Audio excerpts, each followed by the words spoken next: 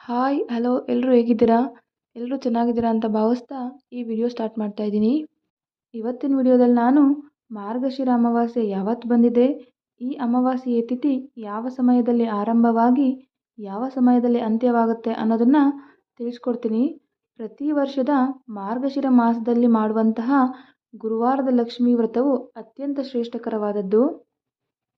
ಮಾರ್ಗಶಿರ ಮಾಸವನ್ನು ಕೃಷ್ಣನು ಹೆಚ್ಚು ಗೌರವಿಸುತ್ತಾನಾದ್ದರಿಂದ ಕೃಷ್ಣನ ಜೊತೆಗೆ ಹೆಚ್ಚು ಲಕ್ಷ್ಮಿಯನ್ನು ಸಹ ಪೂಜೆ ಮಾಡಲಾಗುತ್ತೆ.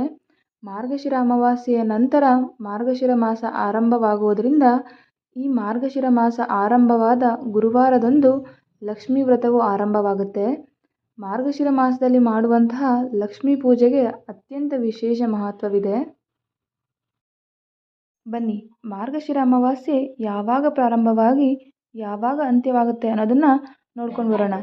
ಈ ಬಾರಿ ಮಾರ್ಗಶಿರ ಮಾಸದಲ್ಲಿ ಬರುವ ಕೃಷ್ಣ ಪಕ್ಷದ ಅಮಾವಾಸ್ಯೆ ತಿಥಿಯು ನವೆಂಬರ್ 30 ಶನಿವಾರದಂದು ಬೆಳಗ್ಗೆ 10:29 ಪ್ರಾರಂಭವಾಗಿ ಮರುದಿನ ಅಂದರೆ ಡಿಸೆಂಬರ್ 1 ಭಾನುವಾರ ಬೆಳಗ್ಗೆ 11:50 ಕೊನೆಗೊಳ್ಳಲಿದೆ.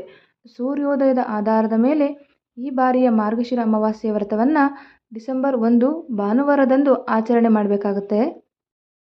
ಮಾರ್ಗಶಿರ ಅಮಾವಾಸ್ಯೆಯ ದಿನದಂದು ಲಕ್ಷ್ಮಿಯ ಪೂಜೆಯನ್ನು ಮಾಡಿದರೆ ವಿಶೇಷವಾದಂಥ ಫಲಿತಾಂಶಗಳು ಲಭಿಸುತ್ತೆ.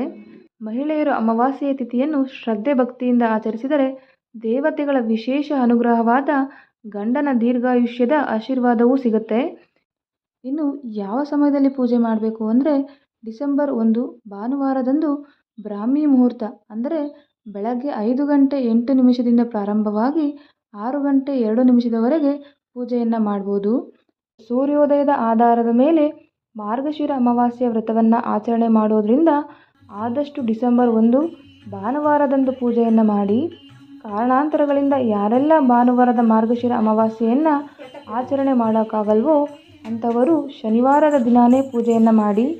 ಇನ್ನು ಯಾವ ವಿಧಾನದಲ್ಲಿ ಲಕ್ಷ್ಮೀ ಪೂಜೆಯನ್ನು ಮಾಡಬೇಕು, ಭಾನುವಾರ ಬ್ರಾಹ್ಮಿ ಮುಹೂರ್ತದಲ್ಲಿ ಯಾರೆಲ್ಲ ಲಕ್ಷ್ಮೀ ಪೂಜೆಯನ್ನು ಮಾಡೋಕ್ಕಾಗದೇ ಇರೋರು ಇನ್ನು ಯಾವ ಸಮಯದಲ್ಲಿ ಪೂಜೆಯನ್ನು ಮಾಡಬೇಕು ಅನ್ನೋದನ್ನು ನೆಕ್ಸ್ಟ್ ವಿಡಿಯೋದಲ್ಲಿ ತಿಳಿಸ್ಕೊಡ್ತೀನಿ. ಈ ಮಾಹಿತಿ ನಿಮಗೆ ಇಷ್ಟ ಆಗಿದೆ ಅಂತ ಭಾವಿಸ್ತೀನಿ. ಈ ವಿಡಿಯೋ ಇಷ್ಟ ಆಗಿದ್ದರೆ ಲೈಕ್ ಮಾಡಿ, ಶೇರ್ ಮಾಡಿ, ಕಮೆಂಟ್ ಮಾಡಿ, ತಪ್ಪದೇ ಸಬ್ಸ್ಕ್ರೈಬ್ ಮಾಡ್ಕೊಳ್ಳಿ. Thank you so much.